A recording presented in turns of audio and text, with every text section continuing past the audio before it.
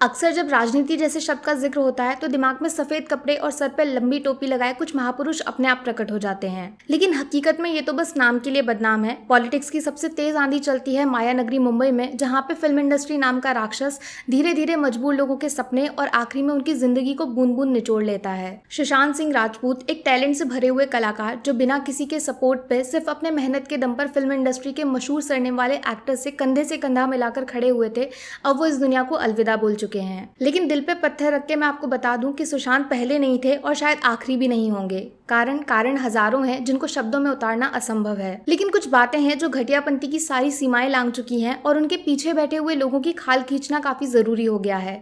वक्त आ गया है कुछ लोगों के चेहरों के ऊपर से नकाब उतारे जाएं और उनको आईना दिखाया जाए। आज इस वीडियो में आपके सामने 10 ऐसे पॉइंट्स रखने वाली हूँ जो ये बात साबित कर देंगे कि बाहर से हीरे की तरह चमकने वाली फिल्म इंडस्ट्री हकीकत में कीचड़ से भरा हुआ एक दलदल है जो मासूम लोगों को अपनी तरफ खींचकर खुद उनको अपनी जान का दुश्मन बना देता है। पहला रीजन है नेपोटिज्म, जिसने हमारे देश में सिनेमा की जमीन को खोखला कर दिया है और टैलेंट से भरे हुए एक्टर्स के मुंह पर तमाचा मारकर उनको उस सक्सेस से दूर कर दिया है जिसके लिए वो सालों साल एड़ियां घिसकर मेहनत करते हैं। जरा सोचकर देखिए, आप पढ़ाई में बहुत तेज हैं और कंधे पे किताबों से भरा हुआ एक बैग लेकर पूरे साल स्कूल जाते हो, लेकिन एग्जाम के टाइम पर टीचर जानबूझकर आपको बिना पेपर दिए ही वापस घर भेज दे और अपने खुद के बेटे को बिना एक शब्द लिखे ही क्लास में सबसे ज्यादा नंबर बांट दे तो आपको कैसा लगेगा। ठीक वैसे ही फिल्म इंडस्ट्री में कुछ एक्टर्स को नई नई फिल्में थाली में सजाकर परोस दी जाती हैं, तो वहीं दूसरे को ऑडिशन तक देने का मौका नहीं मिलता।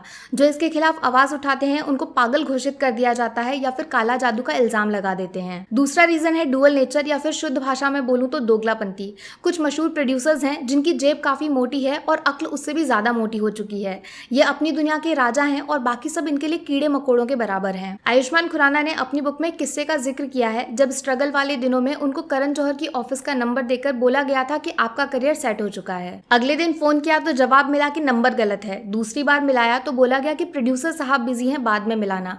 और तीसरी बार जवाब मिला कि हम सिर्फ स्टार्स के साथ काम करते हैं। लेकिन जब आयुष्मान मेहनत के दम पर फिल्मी दुनिया का मशहूर नाम बन गए तो करण साहब ने खुद उनको शो पे बुलाकर फिल्म का ऑफर दिया, जिसको आयुष्मान ने हंसते हंसते मना कर दिया। रीजन आप समझ ही गए होंगे। माने जब तक आपके नाम के साथ फिल्म को जोड़कर फायदा नहीं होगा तो प्रोड्यूसर साहब आपको चाय पे बैठने वाली मक्खी की तरह उड़ा देंगे, लेकिन अगर आपका नाम बिकता है तो वो खुशी खुशी उसी चाय को पीने के लिए तैयार हो जाएंगे। तीसरा रीजन है हमारे देश की नैया डुबोने वाली मीडिया, जो आजकल खबरें दिखाती कम और बनाती ज्यादा है। कौन सा स्टार जिम में किस रंग की पानी की बोतल लेकर जाता है, किसके बच्चे ने आज मुंह से पहला शब्द बोला या फिर किसने पहली बार किचन में बर्तन धुले, ये इनकी खबरों की हेडलाइंस होती हैं। लेकिन एक चीज गौर की है, खबरों में दिखते वही हैं जिनके नाम के पीछे कपूर खान होता है। बाकी वाजपेयी, सिद्दीकी, हुड्डा से इनको कोई लेना देना नहीं है। क्या सोच रहे हैं ऐसा क्यों? जवाब है हरे रंग वाला नोट, जिससे इनका धंधा चलता है। इसके बदले ही ये जर्नलिज्म की आड़ में प्रमोशंस की दुकान चलाते हैं और कुछ मामूली एक्टर्स को लोगों के बीच में भगवान बना देते हैं। चौथा रीजन है कनेक्शंस यानी चमचागिरी, जिसके सहारे फिल्मों में एंट्री करने के नए नए रास्ते तलाशने की कोशिश की जाती है। फर्क बस इतना है कि अगर आप किसी एक्टर के बेटे हैं तो आपको इज्जत के साथ ऑफिस में बिठाकर कहानी सुनाई जाती है, लेकिन अगर आप बाहर वाले हैं और फिल्मों में काम करना है तो पहले बंद कमरे के अंदर आपको इशारों पे नचाया जाएगा, जिसमें शरीर और दिमाग दोनों को नोच लिया जाता है। फिर भी अगर आप आवाज उठाने की हिम्मत दिखाते हैं और गलत को पूरी दुनिया के सामने लेकर जाते हैं तो आपका करियर हमेशा हमेशा के लिए खत्म हो जाएगा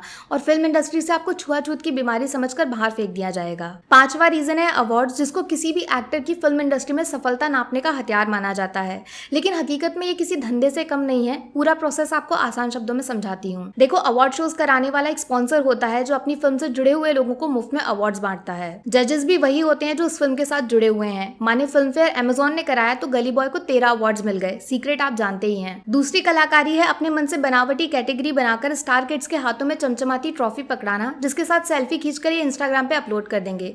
बच्चे नाराज हो गए तो कल को फिल्मों में काम कौन करेगा? जरा इनसे पूछिए, सुशांत ने जो कारनामा MS धोनी बनकर पर्दे पर दिखाया था उसके बदले में उनको एक अवार्ड तक नहीं दिया जा सकता था?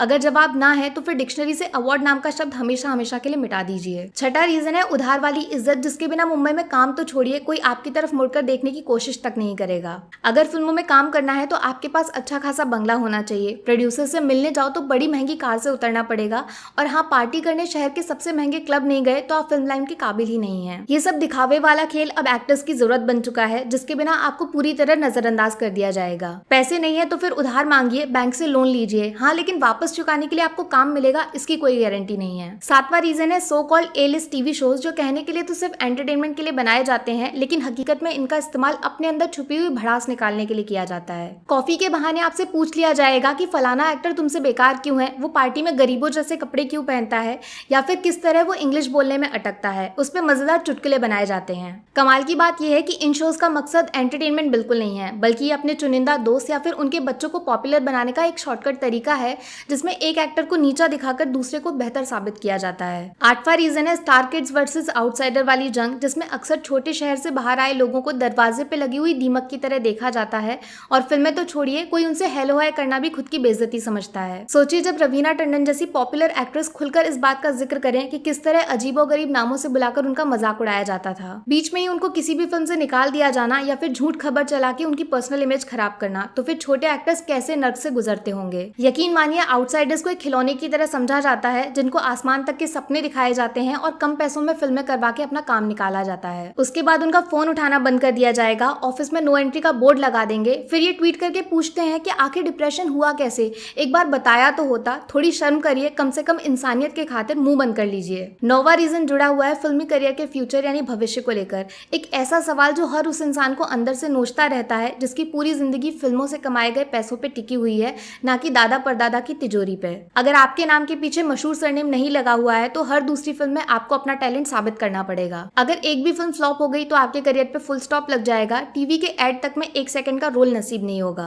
वहीं अगर आप कपूर खानदान से हैं तो फिर आप बिना हिट फिल्म दिए सिर्फ फ्लॉप्स देते जाइए, उसके बावजूद आपका भविष्य सूरज की तरह चमकता रहेगा। या फिर गूंगा बनकर बिना डायलॉग्स बोले भी आप सेलिब्रिटीज वाली रेस में दौड़ते रहेंगे। 10वां रीजन किसी और के साथ नहीं बल्कि हम लोग यानी ऑडियंस के साथ जुड़ा हुआ है, जो घटिया से घटिया फिल्म को 200 करोड़ की कमाई करा देती है और अच्छी से अच्छी फिल्म को 2 करोड़ भी नसीब नहीं होते। जब मेहनत से बनाई गई फिल्म बुरी तरह पिट जाती है और टैलेंटेड एक्टर के माथे पर फ्लॉप का स्टिकर लगाया जाता है तो उसका दिमाग किस हादसे का शिकार होता है उसका अंदाजा लगाना भी नामुमकिन है। अगर जुड़वा 2 जैसी फिल्म 130 करोड़ से भी ज्यादा की कमाई कर ले और सोन चिड़िया जैसी मास्टरपीस सिर्फ 4 करोड़ में सिमट जाए तो समझ लीजिए कि फिल्म से जुड़े हुए एक्टर्स फेल नहीं हुए हैं, 100 में से 0 नंबर हम लोगों के हैं जो अनजाने ही एक अपराध में शामिल हो गए। उम्मीद करती हूँ आप इस वीडियो को बनाने का असली मकसद समझेंगे और बहरी हो चुकी फिल्म इंडस्ट्री के कान में इन सवालों के शोर को पहुंचा देंगे।